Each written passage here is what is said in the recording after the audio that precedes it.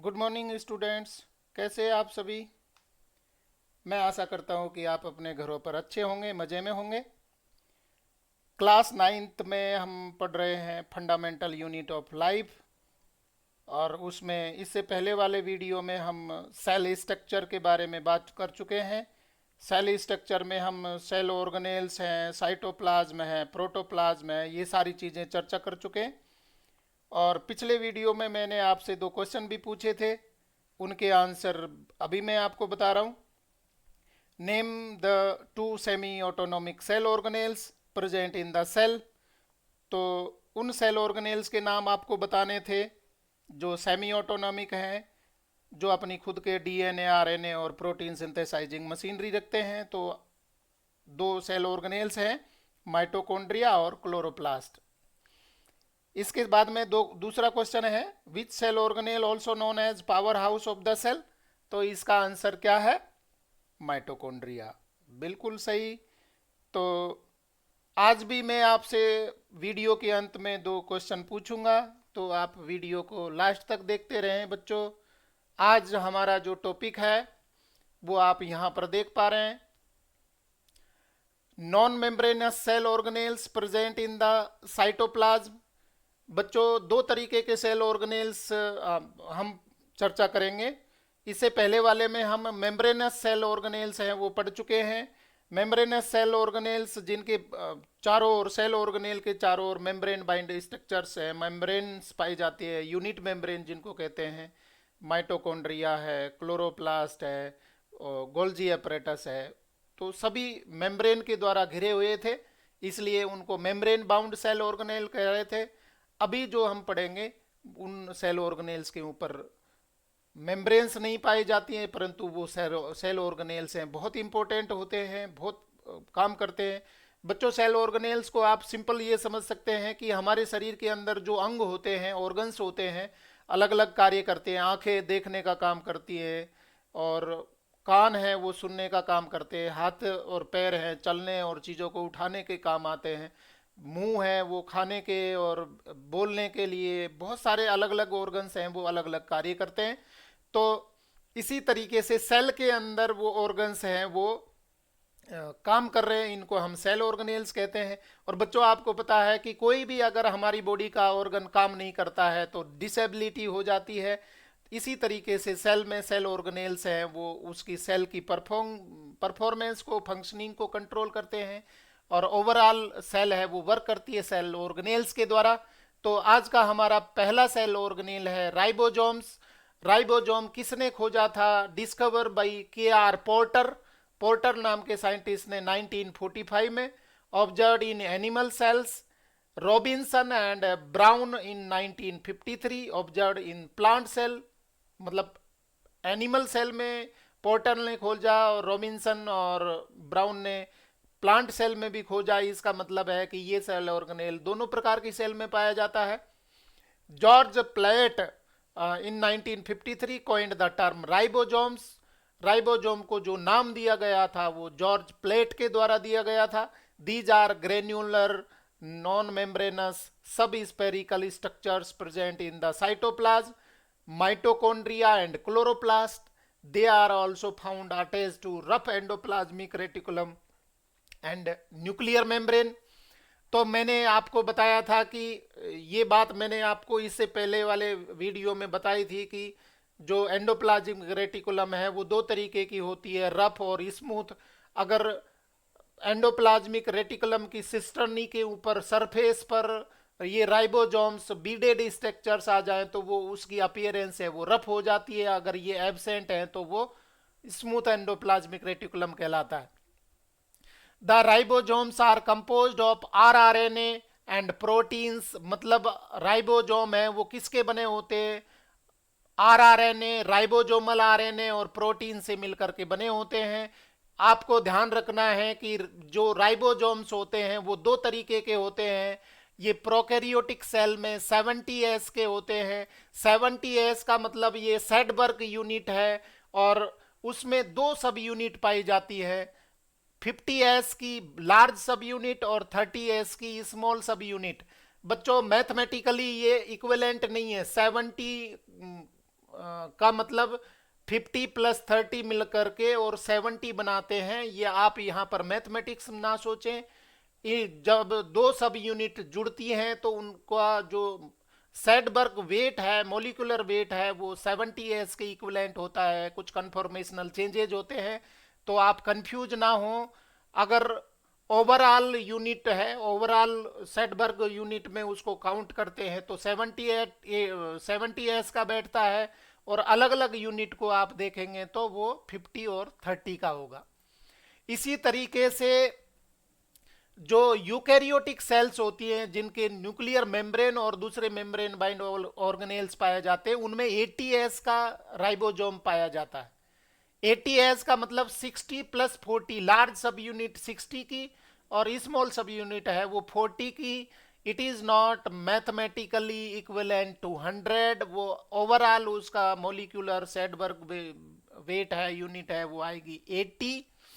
तो आप ध्यान कर लीजिए, ribosomes in cytoplasm and 70s, 50 and 30 ribosomes in mitochondria and plastid। इनमें जो यूकैरियोटिक सेल में माइटोकॉन्ड्रिया और प्लास्टिड के पास में जो राइबोसोम होता है वो 70s का होता है। जब यूकैरियोटिक सेल के साइटोप्लाज्म में अगर राइबोसोम है तो वो मिलेगा 80s का। बिल्कुल। तो आप यहां देख पा रहे हैं, यहां पर दो सब यूनिट है। स्मॉल सब यूनिट जो येलो कलर में दिखाई है, स्मॉल सब यूनिट, लार्ज सब यूनिट। अगर प्रोकैरियोटिक सेल है तो स्मॉल सब यूनिट होगी 30s की और लार्ज सब यूनिट होगी 50s की। दोनों का इक्विवेलेंट होगा 70s। और अगर यूकैरियोटिक सेल है तो वहां पर स्मॉल सब यूनिट है वो 40 की और लार्ज सब यूनिट मिलेगी 60 की, और दोनों का इक्विवेलेंट वेट है वो हो जाएगा 80। तो 70 और 80s मिलते हैं। प्रोकैरियोटिक सेल में 70s का राइबोसोम, यूकैरियोटिक सेल में 80s का राइबोसोम। ये आपको ध्यान रखना है।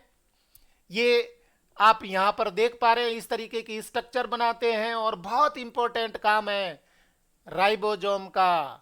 क्या काम करते हैं? These are the site of polypeptide और प्रोटीन सिंथेसिस। हमारी बॉडी में जो प्रोटीन बनती है, सेल के अंदर जो प्रोटीन सिंथेसाइज होती है, वो कहाँ पर होती है? इस राइबोसोम के अंदर होती है। और राइबोसोम किसका बना होता है भाई? RRNA, ribosomal RNA plus protein का। और ये दो सब यूनिटें मिल करके बनाती है, प्रोटीन सिंथेसाइज करती है, ये पॉलीपेप्टाइड चेन बनती है। इसमें यहाँ आकर के वो एमिनो एसिड्स हैं वो जुड़ करके चेन बनाते हैं। तो प्रोटीन सिंथेसिस की साइट है, आपको अच्छे से ध्यान रखनी है। इसके बाद में सेंट्रोसोम। सेंट्रोसोम को खोजा था वैन बेंडेन इन 1880 में। Centrosome is found in animal cells and in some motile algae. ये प्लांट सेल में नहीं पाए जाते। सेंट्रोसोम ये स्ट्रक्चर है, आप देख पा रहे हैं। Centrosomes not present in plant cell. सिर्फ किस में मिलते हैं? एनिमल सेल और कुछ एल्गी है, मोटाइल मतलब यूनिसेलुलर एल्गी है, उनमें पाए जाते हैं। It is absent in plant cell. It is present near the nucleus. जो सेंट्रोसोम है वो न्यूक्लियस के पास में पाए जाते हैं। Centrosome has two cylindrical structures. दो सिलेंड्रिकल स्ट्रक्चर पाई जाती है। The centrioles are arranged at right angle to one another. दो सिलेंड्रिकल स्ट्रक्चर हैं जो परपेंडिकुलर पड़ी हुई हैं, आप देख पा रहे हैं। ये सीधी है तो ये आड़ी है, तो ये इस तरीके से राइट एंगल बनाते हुए पड़ी रहती है न्यूक्लियस के पास में। Each centriole is made up of a whorl of 9 triplets.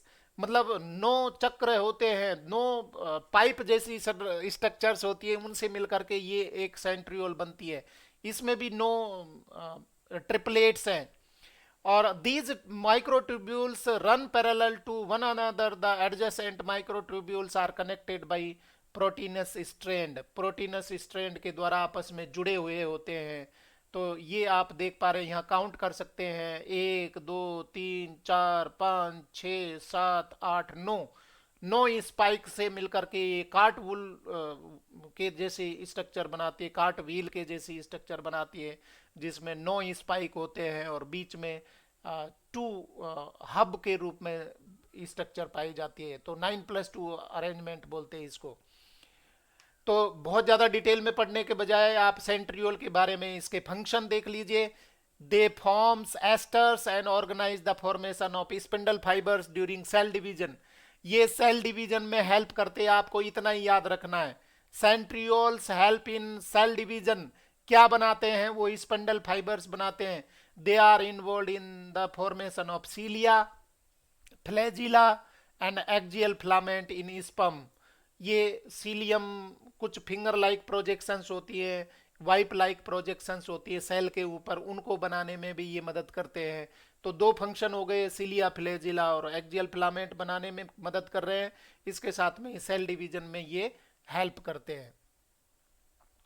इसके साथ में ही तो दो सेल ऑर्गेनेल ऐसे थे, यहाँ पर आपने राइबोसोम जो प्रोटीन सिंथेसिस में काम आता है, और दूसरा सेंट्रियोल जो सेल डिवीजन में काम आता है। इनके ऊपर मेम्ब्रेन नहीं पाई जाती, इसलिए नॉन मेम्ब्रेनस सेल ऑर्गेनेल्स हैं। इसके बाद में सेल के अंदर और क्या क्या चीज़ें होती है? Non living cell inclusions. Cell के अंदर कुछ नॉन लिविंग सब्सटेंसेज, कुछ चीज़ें पड़ी रहती हैं, कुछ स्ट्रक्चर्स पड़ी रहती हैं, जिनको नॉन लिविंग सेल इंक्लूजन्स बोलते हैं। The non living cell inclusions include ergastic substances, cytoskeleton element, ये चीज़ें इसमें पाई जाती हैं। एर्गास्टिक सब्सटेंसेज क्या है? देखिए, these are non-living cell inclusions of cytoplasm like reserve food materials। कुछ रिजर्व फूड मटेरियल है, स्टार्च है, प्रोटीन है, ऑयल है, वो इसके अंदर पड़े रहते हैं। सीक्रेटरी प्रोडक्ट्स, कुछ प्रोडक्ट और पाए जाते हैं जिनको नॉन लिविंग इंक्लूजन्स बोल रहे हैं, nectar, pigment, enzymes. Excretory product भी पाए जाते हैं, alkaloids, resins, latex, tannins and mineral crystals, cystolith, raphides, druses, कुछ चीज़ें इसके अंदर सेल के अंदर पड़ी रहती है। तो सिस्टोलिथ क्या करता है? Grape like cluster of calcium carbonate crystals जो सेल के अंदर होते हैं। रैफिनेट्स डेट्स नीडल और rod like crystals of calcium oxalate. The cell containing raphides are called idioblast. ड्रग से कुछ पाए जाते हैं, sphero raphides, spherical bodies containing calcium oxalate crystals. तो ये सब चीज़ें इसके अंदर पाई जाती हैं बच्चों। इसके बाद में आप देखिए साइटोस्केलेटन। स्केलेटन का मतलब आपको पता है बच्चों, जो कंकाल तंत्र होता है उसको हम स्केलेटन बोलते हैं, और सेल के अंदर जो कंकाल मिल रहा है, जो कंकाल तंत्र मिलता है, उसको आप कहेंगे cytoskeleton. It is a complex network of interconnected microfilaments and microtubules of protein fibres. Protein के बने हुए फाइबर्स हैं, माइक्रोफिलामेंट ट्यूब्यूल्स है, पड़े हुए होते हैं, जो साइटोप्लाज्म में होते हैं।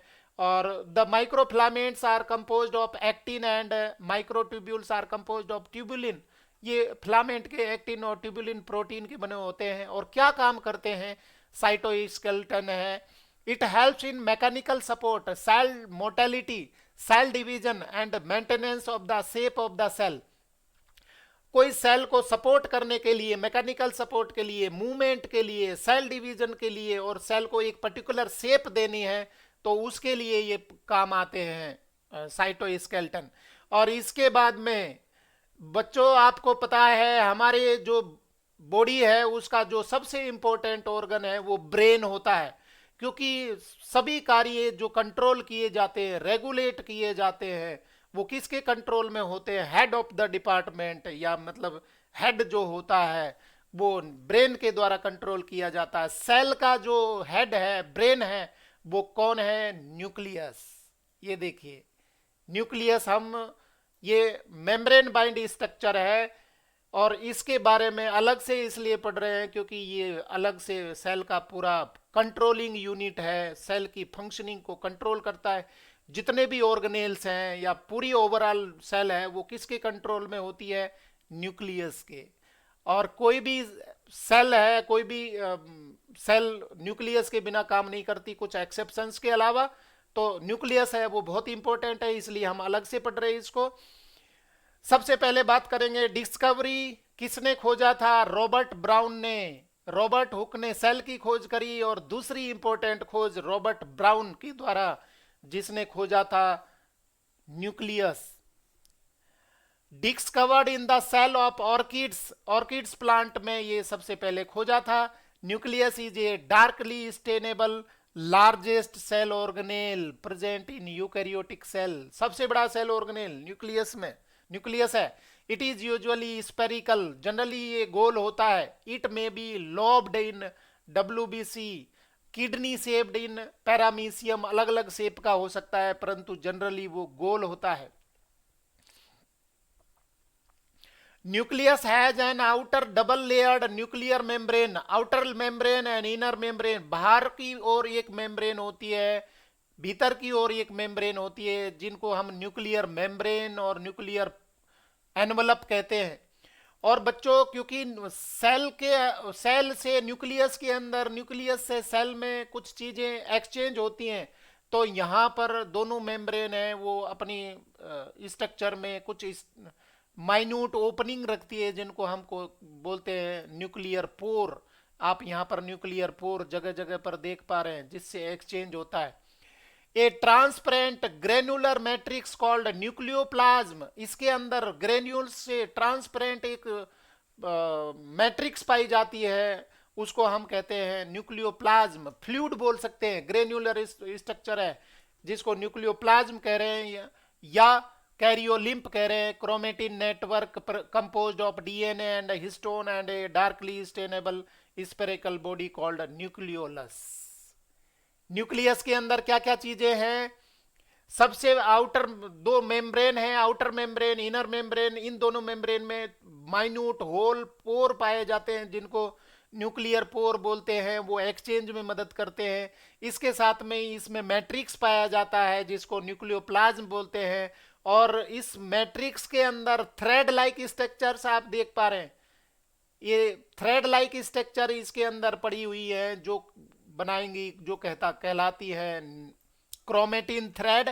और क्रोमेटिन थ्रेड है वो बने होते हैं बच्चों डीएनए के। डीएनए का फुल फॉर्म होता है डीऑक्सीराइबो न्यूक्लिक एसिड। और दुनिया के जितने भी फंक्शन है, जितने भी ट्रेट्स है, जितने भी मतलब प्रोटीन्स बनने हैं, वो सारी सूचनाएं हैं वो कहाँ पर स्टोर है? ये डीएनए में होती है। तो डीएनए है वो बहुत सारी इंफॉर्मेशन को स्टोर करता है, और वो न्यूक्लियस के अंदर थ्रेड के जैसे स्ट्रक्चर में पड़ा रहता है, जिसको क्रोमेटिन बोलते हैं। और वो ही क्रोमेटिन आगे चल करके बनाती है क्रोमोजोम्स। ठीक है, तो न्यूक्लियस है वो बहुत इंपॉर्टेंट है, डीएनए रखता है, बाद में वो क्रोमोजोम्स बनते हैं। वो हेरेडिटरी करेक्टर को कैरी करता है एक जनरेशन से दूसरे जनरेशन में। और बहुत सारे प्रोटीन्स बनाना, एंजाइम, हार्मोन्स बनाना इसके कंट्रोल में होता है। तो ये सारी चीजें यहाँ पर होती हैं। न्यूक्लियस के बारे में और देखिए। The cells having nucleus are called nucleated और न्यूक्लिएटेड सेल। जिनके पास में न्यूक्लियस पाया जाता है वो न्यूक्लिएटेड सेल कहलाती है। अधिकतर सेल है वो न्यूक्लिएटेड होती हैं। The cells which lose nucleus at maturity are called enucleate, मतलब विदाउट न्यूक्लियस के सेल होती है। न्यूक्लियस है वो शुरुआत में तो होता है, परंतु मैच्योर होते होते सेल में न्यूक्लियस गायब हो जाता है, डिसअपियर हो जाता है। और उसका एग्जाम्पल आपको ध्यान रखना है, लाइफ में काम आएगा। Mammalian RBC and sieve tubes ये पाए जाते हैं। जो हमारी आरबीसी है, मैमेलियन आरबीसी है, रेड ब्लड सेल के अंदर न्यूक्लियस नहीं पाया जाता। सेल तो लिविंग है, आरबीसी लिविंग होती है, परंतु उसमें न्यूक्लियस नहीं है। और प्लांट में सीव ट्यूब के पास में जो फ्लोएम में पाई जाती है, जो फूड का ट्रांसपोर्ट करती है, उन प्लांट्स में सीव ट्यूब नहीं पाई जाती। तो दो सेल ऐसी हैं जिनमें न्यूक्लियस नहीं पाया जाता। इसके बाद में the cells having incipient nucleus are called prokaryotic, मतलब जिनमें न्यूक्लियस नहीं पाया जाता या न्यूक्लियर मेम्ब्रेन नहीं पाई जाती, उनको हम प्रोकैरियोटिक सेल कहते हैं। मतलब न्यूक्लियर कंपोनेंट तो मिलते हैं, न्यूक्लियर मटेरियल तो मिलते हैं, परंतु मेम्ब्रेन बाइंड न्यूक्लियर स्ट्रक्चर नहीं पाई जाती। उनके ऊपर मेम्ब्रेन नहीं होती है, इसलिए उन सेल्स को हम कहते हैं प्रोकैरियोटिक सेल। और एग्जाम्पल है bacteria, Nostoc. The cells having well defined nucleus are called eukaryotic cell. जिनके पास में अच्छा सा न्यूक्लियस पाया जाता है, जो न्यूक्लियर मेम्ब्रेन पाई जाती है, तो उनको यूकैरियोटिक सेल। तो न्यूक्लियस के आधार पर हमने सेल को दो टाइप में बांटा, प्रोकैरियोटिक सेल और eukaryotic cell. Prokaryotic cells having no nuclear membrane but nuclear composition present और फील्ड और लोकेट इन द साइटोप्लाज्म, वो वहीं पड़ा रहता है, उसको हम न्यूक्लियोइड बोलते हैं। जबकि यूकैरियोटिक सेल में वेल डिफाइंड न्यूक्लियस होता है, अच्छी सी मेम्ब्रेन होती है जो उसको साइटोप्लाज्म से अलग करती हैं। तो ये कहलाती है यूकैरियोटिक सेल। हम सब उसमें आते हैं, हायर प्लांट्स, एनिमल्स, अमीबा, बहुत सारी सेल्स हैं। Nucleolus is called ribosome factory because it is involved in the synthesis of necessary molecules required for the production of ribosomes। और इसको फोंटाना नाम के साइंटिस्ट ने न्यूक्लियोलस, यहाँ आप देख पा रहे हैं न्यूक्लियोलस एक कंडेंस पार्ट है, यहाँ आपने पढ़ा था स्पेरिकल बॉडी, इसको न्यूक्लियोलस बोल रहे। और ये क्या काम करता है, ये राइबोसोम्स को सिंथेसाइज करने में हेल्प करता है। अब दोनों को डिफरेंशिएट करके देखेंगे कैसे न्यूक्लियस मिलता है प्रोकैरियोटिक सेल में। द सेल हैविंग इंसिपिएंट और primitive nucleus is called prokaryotic cell. Pro means primitive और कैरियोन का मतलब होता है nucleus. Prokaryotic cell, the nucleus does not contain nuclear membrane, it is genetic DNA और जीनोफोर और nucleoid और prochromosome. It has only DNA but not histone like eukaryotic protein। Example bacteria, blue green algae। or eukaryotic cell, the cell having the nucleus with double layered nuclear membrane। nucleus has chromatin composed of DNA and histone। और example cells of higher plant and animal, ये सभी में पाए जाते हैं। अब बात करेंगे हम फंक्शन की। Nucleus is the controlling centre of the cell. जो भी सेल के फंक्शन है उनको सबको कंट्रोल करता है। हेड है, डिपार्टमेंट है, ब्रेन है उसका, सेल का। It contains the genetic material DNA which regulate various metabolic activities of the body by directing the synthesis of structure and functional proteins. और इसके साथ में ही बात करते हैं क्रोमेटिन थ्रेड, अभी हमने पढ़ा था वो। तो क्रोमेटिन थ्रेड है वो क्या बनाते हैं, क्रोमोजोम्स बनाते हैं। तो क्रोमोजोम्स के बारे में भी देखिए। The nucleus of a normal or non-living, non-dividing cell has a loosened, indistinct network of nucleoprotein fibers called chromatin। और क्रोमेटिन को नाम दिया था फ्लेमिंग नाम के साइंटिस्ट ने। During cell division the chromatin condenses to form distinctly visible chromosomes. Chromatin threads हैं वो आपस में कोइलिंग और सुपर कोइलिंग करके आपस में लिपट करके और क्या बनाती है, क्रोमोजोम्स बनाती है। क्रोमो का मतलब बच्चों होता है, क्रोमा का मतलब होता है कलर, और जोम्स मतलब बॉडीज। कलर्ड बॉडीज है, सेल डिवीजन के टाइम पे आपको दिख जाएंगी। और जब सेल डिवीजन में नहीं होती है तो वो थ्रेड फॉर्म में होती है और इनविजिबल होती है। डिस्कवरी क्रोमोजोम की। The term chromosome, chroma means colour और soma means body, was coined by Waldeyer in 1888, discovered by Hop Misner in 1848 में इनको खोजा था। observed in pollen mother cell of Tridenskia। T.H. Morgan discovered the role of chromosome during transmission of characters and called them as vehicles of heredity। मतलब ये हमारे जो genetic character है, आनुवांशिक लक्षणों को एक जनरेशन से दूसरे जनरेशन में ले जाने का काम करते हैं, और इसीलिए व्हीकल्स ऑफ हेरेडिटी बोलते हैं। A metaphase chromosome has two similar darkly stainable parallel strand called chromatids.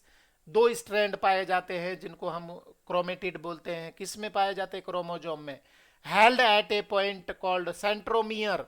Centromere is a less extended primary constricted regions having kinetochore and microtubules. Each chromatid is made up of highly coiled thread like structure called chromonema or chromatin fiber made up of DNA and histone. तो chromatin fibres किसके बने होते हैं? DNA और histone से। Coiling और super coiling होकर के ये डीएनए बनाते हैं, ये क्रोमोजोम्स बनाते हैं। तो आप यहाँ देख पा रहे हैं डीएनए है वो आपस में, डीएनए और हिस्टोन आपस में जुड़ करके लिपट करके क्रोमेटिन थ्रेड बनाता है, और थ्रेड है वो कॉइलिंग सुपर कॉइलिंग करके और ये एक क्रोमोजोम बनाते हैं। ये इसके दो क्रोमेटिड है, ये एक आर्म है, ये दूसरी आर्म है, और एक जगह पर जुड़े होते हैं ये दोनों क्रोमेटिड, इनको हम बोल रहे हैं सेंट्रोमियर। और इस तरीके से न्यूक्लियस के अंदर जब वो सेल डिवीजन में होती है सेल, तो ये इस तरीके की स्ट्रक्चर है आपको दिख जाएंगे, इनको नाम दिया है क्रोमोजोम्स। और क्रोमोजोम्स क्या काम करते हैं? ये हेरेडिटरी व्हीकल है, मतलब एक जनरेशन से दूसरे जनरेशन में आनुवांशिक लक्षणों को ले जाने का काम करते हैं। तो बच्चों ये आप देख पा रहे हैं यहाँ पर ये देखिए, ये इस तरीके से डीएनए है वो स्ट्रैंड बनाता है, ये लिपट करके और थ्रेड लाइक स्ट्रक्चर बन जाती है, कॉइलिंग और सुपर कॉइलिंग हो करके, और ये बना लेते हैं क्रोमोजोम। ये देखिए क्रॉस के जैसी स्ट्रक्चर बन रही है। ये दो क्रोमेटिड हैं, एक क्रोमेटिड दूसरे क्रोमेटिड और आपस में जुड़े हुए सेंट्रोमियर के द्वारा। तो इस तरीके से बच्चों आज का हमारा टॉपिक है वो कंप्लीट हो गया। आज हमने पढ़े जो नॉन मेम्ब्रेनस स्ट्रक्चर है जिनमें राइबोसोम्स और सेंट्रियोल पढ़े, उसके बाद में इंक्लूजन्स बॉडी पढ़ी पढ़ी थी, और इसके बाद में सबसे इम्पोर्टेंट पार्ट हमने पढ़ा वो उसका नाम था nucleus. Nucleus controller of the cell, सारी एक्टिविटीज़ हैं उनको कंट्रोल करने का काम करते हैं। तो अभी हम आ गए उस पॉइंट पर जहां मैं आपसे क्वेश्चन पूछूंगा। तो आज के क्वेश्चन है give two examples of living cells having no nucleus. वो सेल के नाम बताइए जो लिविंग तो हैं परंतु जिनके पास में न्यूक्लियस नहीं पाया जाता। और दूसरा क्वेश्चन है which cell organelle controls the cell activities of the cell. उस सेल ऑर्गेनेल का नाम बताइए जो सेल की पूरी एक्टिविटीज को कंट्रोल करता है। ये दोनों क्वेश्चन के आंसर हैं वो आपको चैट बॉक्स में देने हैं। और बच्चों ध्यान रखिए कि वीडियो को आपको कंप्लीट देखना है, चैट बॉक्स में आंसर देने हैं और कमेंट्स भी करने हैं आपको क्लास कैसी लगी। सारे बच्चे कमेंट्स करेंगे और मुझे बताएंगे, मैं आगे भी जो बायोलॉजी या साइंस के 9th साइंस के जितने भी चैप्टर हैं उनके वीडियोस लेके आऊँगा। तो आप मेरे वीडियो को लाइक और शेयर करें और चैनल को सब्सक्राइब ज़रूर करें। चैनल सब्सक्राइब करना ज़रूरी है क्योंकि जब भी लेटेस्ट वीडियो आएगा आप बेल आइकन को भी दबाइए जिससे आपको समय समय पर नोटिफिकेशन आते रहे। इसलिए मेरे चैनल को आप सब्सक्राइब जरूर करें और वीडियो देखते रहें। इस जो लॉकडाउन पीरियड है, जब छुट्टियां चल रही है, आप घर पर हैं तो अच्छे से पढ़ाई करें मेरे साथ में, नॉलेज मंडली के साथ में। Thank you very